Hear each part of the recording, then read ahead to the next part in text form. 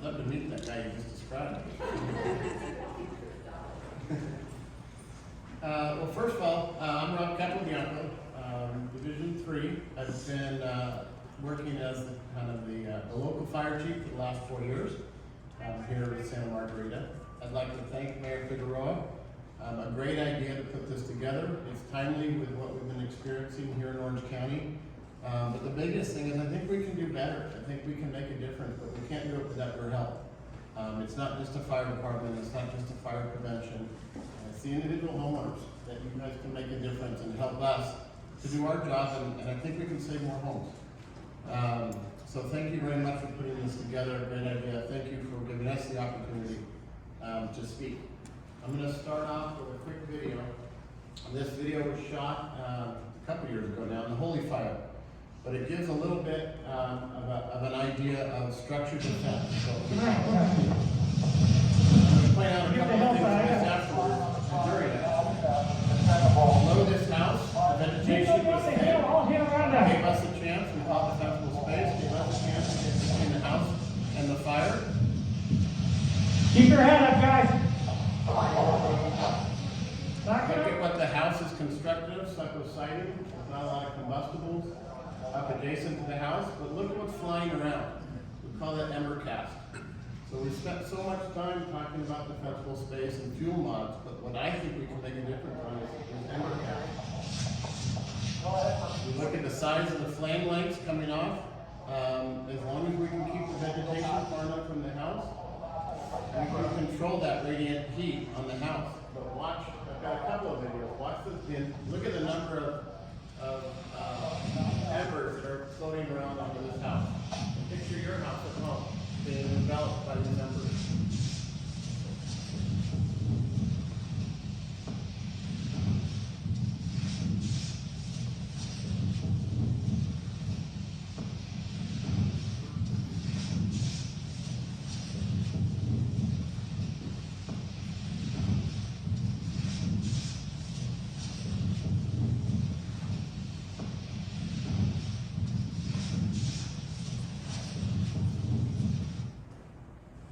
And I'll show you a little bit more later that shows the amount of embers that come and what we can do as homeowners in my own house and the mistakes I've made and my wife has made as we've had to evacuate a couple of times and some things that we'll do better. So what we're going to do today is we're going to talk not only about wildfire preparedness and safety, but in the back you've seen I've brought a whole bunch of people. It's nice to outnumber the sheriff for once. It's all about numbers. So in the back over here, I have Jason Taylor. He's your battalion chief that works here out of Station 45. Command and control for 24-hour coverage. We have a couple of members in the back from Truck 45. Truck 45 is also right down the street. They're going to help us. Afterwards, you'll have the ability to actually utilize a carbon dioxide fire extinguisher. We'll teach you how to do it. You guys can get it in your hand. Kim Brown in the back, she's our expert. A lot of what I'm going to talk about, but she's going to give a much deeper wealth of knowledge. She's one of our fire prevention specialists, and she specializes in pre-fire management, which is wildfire safety, inspections ahead of time, how to harden your home, a lot of stuff we're going to talk about. And we have a few more outside. The light blue shirts that you're going to see are all our fire explorers that have been here. Once again, working on your station here. Young men and women that are working their way up into the fire service. So after this, we'll be available for questions. We have a lot of handouts, but a lot more to come after our discussion. So a little bit about wildfires.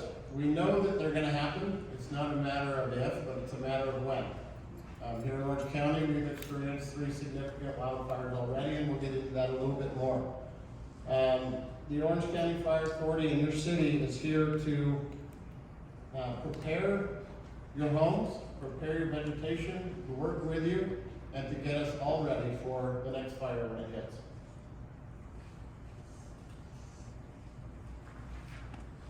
So like I started off with, I think we can make a difference. We can mitigate some of the challenges that we come across.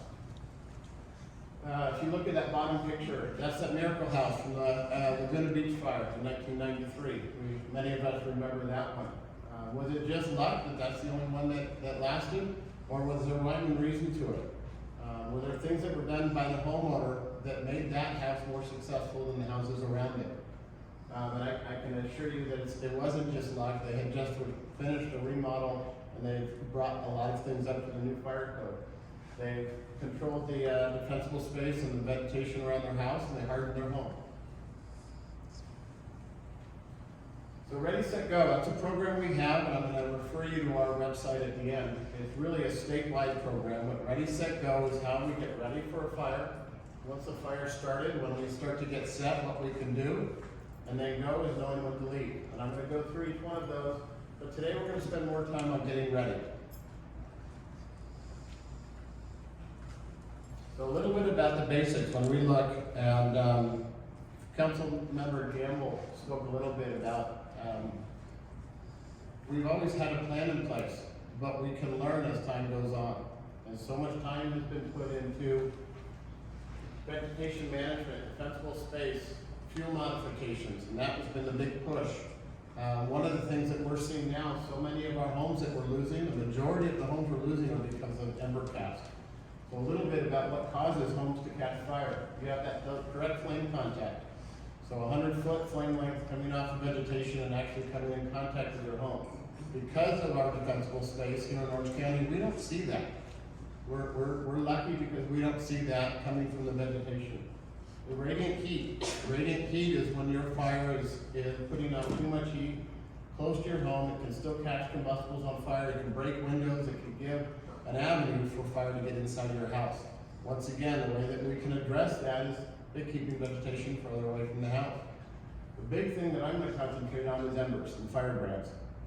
And that first video we talked about showed a lot of really what it looks like for structured defense with those firebrands and ember casts, we call it. Home ignition zone, they're different zones, and I'm going to concentrate on one piece of it. So it's the 0 to 5 feet, 5 to 30 feet, and 30 plus. And that's as you further away from your house, as you get closer, you start to reduce the amount of fuel and vegetation that can catch fire and create that radiant heat or that direct flames on your home. The big thing right now is 0 to 5 feet. We call that the immediate ignition zone. 0 to 5 feet, and I've never thought about it at my house.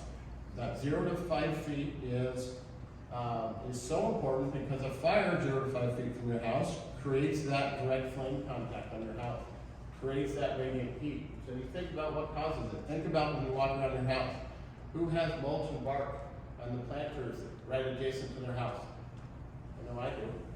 Who, when you want to keep your patio furniture nice, so who brings your patio furniture up against the house so it's under the eaves and out of the rain and out of the sun? Vegetation, what you plant around your house, keeping away the heavier woody plants and having well irrigated, well maintained, smaller vegetation that's not going to catch fire as compared to that heavy wooded plant. The heavy trees, the dead and dying, the weeds and the brush and that kind of thing, keeping that further away from the house. Who parks a boat next to their house? Space is never wide enough, a boat or an RV within 5 feet of your house. Those are the things that catch fire and can spread to your house. Trash cans. Anybody keep them up against your house? So when we talk about compostables, let's get away from just thinking, although extremely important, it's not just the vegetation management, it's what we store and keep up against our house. Anybody that keeps firewood, keeping that up against your house so you don't have to go out when it's cold during the winter and walk very far. All of that you're storing right up against your house. I've got some videos that show what a trash can looks like up against the house.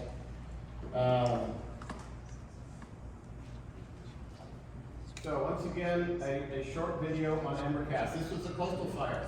So do embers just come from the vegetation? Or when you live 2 and 3 blocks away from that vegetation and that fire front that we always think about? A little bit harder to see on this one, but once again, you can see, a little bit harder with lights as well. You can see that ember cast going across the street and landing right on the homes across the street. Do you have bark? Do you have mulch? Where are your trash cans? What do you have stored up against your house? So this is once again, the coastal fire. If you look at the end picture on the right-hand side, you see a burned air conditioner up against the house. And you see a little plastic blob up in front of that. That is what was burning here. So lucky enough, they left their trash cans up against the house when they evacuated. Just like we asked them to do, they evacuated. Trash can up against the house. Trash can caught fire. And if our people hadn't been driving by right when that happened, that could have burned down the entire house. So when we talk about home hardening and the efforts that residents can make, we often go to the very expensive things. I need to replace all my windows, I need to replace my roof, I need to do a lot of work and expensive work to the house. Versus when you think of home hardening, as you leave a house, it's these small things that make a big difference. All right, so once again, we're still on getting your home ready. Area of vulnerability, we talked about the first 5 feet. When you get home or tomorrow or over the weekend, take a look at that 5 feet that's right up adjacent to your house. What are you storing up adjacent to your house? Roofs and gutters.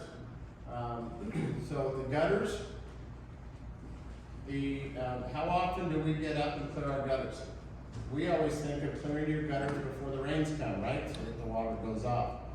Getting up and cleaning your gutters multiple times a year, because that number cast we're talking about lands in your rain gutters. Who has vinyl rain gutters? You have vinyl rain gutters, you have pine leaves in that rain gutter, a perfect catcher's mitt for those embers. So you need to clean out those rain gutters at a bare minimum. Your roof itself, non-combustible roofs. Here in Santa Margarita, we don't have the old-fashioned shake shingles anymore. But what we do have is a lot of tile roofs. And the tile roofs, back before this current fire code, did not enclose the caps to them. So there are ways for embers to get up underneath your tiles. It's one of those things that will cost some money to fix, but there's a retrofit there that homeowners can make their roof. And we have handouts, so I'm going through things kind of quickly. But there are retrofits that can make your roof more ember resistant to keep the embers out from underneath your roof. Enclosing your eaves. As you look at the ember cast being blown by Santa Ana winds here in Santa Margarita, 40, 50, 60 miles an hour. Those embers hit your stucco siding, and they go one of two ways. They fall down to that 0 to 5 foot mark underneath your house, or they go up and they get up into the eaves, and they're looking for cracks, they're looking for avenues to get into your attic. Vents. Kim in the back has great examples of attic vents. So one of the things we've seen in prior fire codes, which is when most of Santa Margarita was built, is the screen on those vents is 1/4 inch. 1/4 inch has proven to allow embers into your attic. We turn around quite frequently. The coastal fire was a good example. Next thing you know, you have a fire started up in the attic as embers are getting inside that attic vent. So you have something come in and retrofit your attic vents to the new current code, which is 1/8 inch. Windows.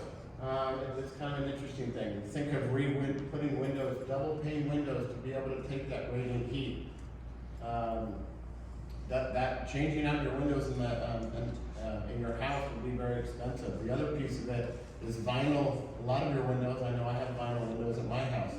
You get that radiant heat, can start to melt that vinyl, your glass in your window can fall right out. Very expensive. Or can we, at a bare minimum, remove combustibles away from your windows so that your windows don't take that radiant heat? Can we work through that if we don't have the funds and the desire to change out all your windows? Can we make a difference there? The exterior siding, most of Santa Margarita is stucco and was built with wildland fire safety in mind. Exterior, let's see, the decks and patios with fire-resistant materials. Enclosing underneath the decks so that embers don't get up underneath the decks. Not storing combustibles, the old surfboards and all the old stuff underneath your decks. Fences, combustible fences. Everybody here have wooden fences? And so there's what the recommendation is to try to get that 5 feet between your fence and the house, a non-combustible material. So not necessarily replacing the fence all the way around your house. If it's 10 feet out, it's not not an issue, but where it connects to the house. Trees, shrubs, and plants. And we can get into that a little bit more. So is your yard ready? Drought tolerant, fire resistant plants.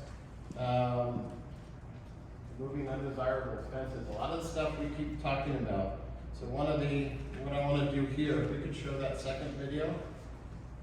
This is the same fire, the holy fire. And I'm going to point out one of the things that's burning here, because I just drove through a couple of neighborhoods and I see these all over. So that's a torch coming out. You can think what that is. What kind of plant is that? Italian cypress. You stick your hand inside Italian cypress, 90% of that is dead. It's green on the outside. Now pay attention to the embers that come off of this. Look what's the embers coming off going into the rest of the neighborhood. 353 from 14 on Charlie. This was not a significant wind. This was not a big Santa Ana wind. Picture that Italian cypress blowing these embers. Now look at the whirlwind of embers. It's kind of hard to see on this. Okay. You can kind of see a little bit. You literally have this whirlwind of embers. 353 from 14 on I Charlie. can't see it super well, sorry.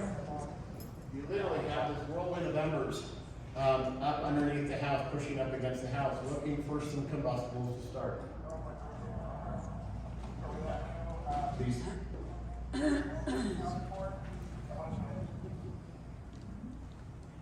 So, as we show these embers, and if you go online and if you can see it a little bit better versus the big screen here, that ember cast is what's looking for a way to get inside your house. And stats have shown that if embers are allowed to get inside your house, as an example, my house, my garage floor buckled up in the center. And not only were mice able to get in, but it created about a 3/4 inch gap on both sides of my garage where mice were getting in. So finally my wife said, that's enough of the mice. You'd think of the firemen, I would be thinking ember cats and that kind of thing, but it's a mouse that probably made me spend the money. And so, but if you have a 3/4 inch gap on both sides of your garage, because your weather strip is rotted out, that's where all those embers are going to get in. And I know my washer dryer always has a pile of clothes in front of them. That's what those embers are getting in and looking for. That's what's burning down home. Not a big 200-foot flame length coming out of the vegetation. It's those embers. Those embers can go a half a mile or a mile.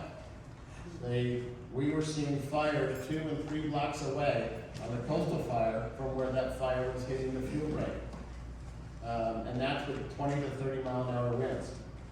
70 mile an hour winds that are absolutely normal here on Santa Ana conditions will blow those embers a 1/4 mile, half mile, even a mile away from the fire. Okay, so that's the getting ready, and that's the part I really want to key in on, is what can the homeowner do to give us a better chance? Harden your home. Okay, the HOAs and the city and we've gotten really good about our fuel modifications, about our defensible space. That next step is to harden your home. Some of it can be a financial piece. Most of it is free, and you can make a big difference. Clean your drains, clean your roof gutters, pull your trash cans away before you go out. Patio furniture, pull it away from the house. If you have a pool, put your patio furniture in the garage or put it in the pool. Your kids can get it out when you come home. Another one on the coastal fire. Sorry to share so many stories, but somebody stored their patio furniture up against their stucco siding on their house underneath the window. The window is open. The house, they had removed the cushions because they stacked the cushions in the side to keep them clean. So it just had those plastic strips across the bottom of the chair. 3 of those plastic strips had caught fire, had melted, a big stain from heat on the stucco, and right below an open window. If that same ember had landed on that furniture with the cushion on it, probably would have lost that house. And that was 3 blocks away from where the fire front hit the house, the homes up on Coronado Point. So we can make a difference, and we can save more homes, but we need your help on that stuff. Getting set. This is when you put your plan together. This is what you should be doing now. We had a really interesting conversation on during evacuations, what we can do to remind people to what to bring and what they need to bring. That needs to happen tonight, and it needs to happen now before the fire hits. Plan your escape routes. You know your community, know how you can get out. Have a couple of options if you can, depending on where the threat, the fire, the chemical spill, whatever our problem is. Have your escape routes identified. Know where you're going to meet. You're not always together as a family. You may have young kids. You may have caretakers. Where are you going to meet? Where are you going to go? Friend's house, family's house, the church. What are some of your options? And have those discussions, especially with your kids. They don't know where to go. The 6 P's. Gather your supplies. Put that in your head today. What you're going to gather. People and pets. I think that makes sense, but a lot of people leave their pets behind. And when you get evacuated, you may not be home for 2, 3, 4 days, depending on the amount of damage. Even if your home survives, plan on being out of your house for 2, 3, and 4 days. So to leave your dog in the house, you may not be back. Papers, your important documents, insurance papers, that type of thing. Prescriptions, super, super common to forget. Remember your prescriptions. Pictures, not only family portraits, expensive artwork on the wall, things that are difficult or impossible to replace. Your computer, we all keep our pictures on our computer now, and important documents, everything's on your computer. Grab your hard drive, grab your laptops. And plastic is bring credit cards. Over and over and over, we have people say, I don't have my wallet. I ran out so quick, I didn't bring my wallet, I don't have a credit card. So plastic and money. So getting set, you now hear that there's a fire in Santa Margarita. How far away is it? How much time do I need to be able to get out? Every community is a little bit different. What do you do for that small period of time as you're grabbing your 6 P's? Remove flammable items away from the house. Move your patio furniture. It makes a huge difference. Pull your trash cans to the curb. Move them away from the house. Connect your garden hoses to the taps, but don't leave them on. But what that does, that's one thing that we can quickly grab if we see small spot fires in your mulch and that kind of thing. We can utilize that. Don't leave your water running. Every fire I've ever been on, the water companies do a great job. They supply great water. But when everybody's flowing water, it affects what we're able to do. Don't just turn on your sprinklers and think you need to leave. Turn off your water when you leave. Indoors, shut your windows. My wife and I just evacuated on one of the fires from this season, and I asked her if she'd close the window, and she said, I never even thought about it. We have one window that we always leave open. Close your windows. Your kids will always leave their windows open. Close your windows. Move furniture away from doors and windows, and then shut off your air conditioning so you're not pulling air in. Okay, here's my little bit of a soapbox. Go. So we're ready. We've hardened our home. We've cleared vegetation. We're set. We have a plan in place. We know how we're going to leave. We know what we need to bring. And when do we go? First of all, don't rely and don't expect that somebody's going to tell you when to leave. Have a plan in place. We have a great, and Captain Kennedy is going to tell you all about our evacuation plans and what we've trained on and what you can expect. But if something is that fast moving, don't wait until somebody tells you to go.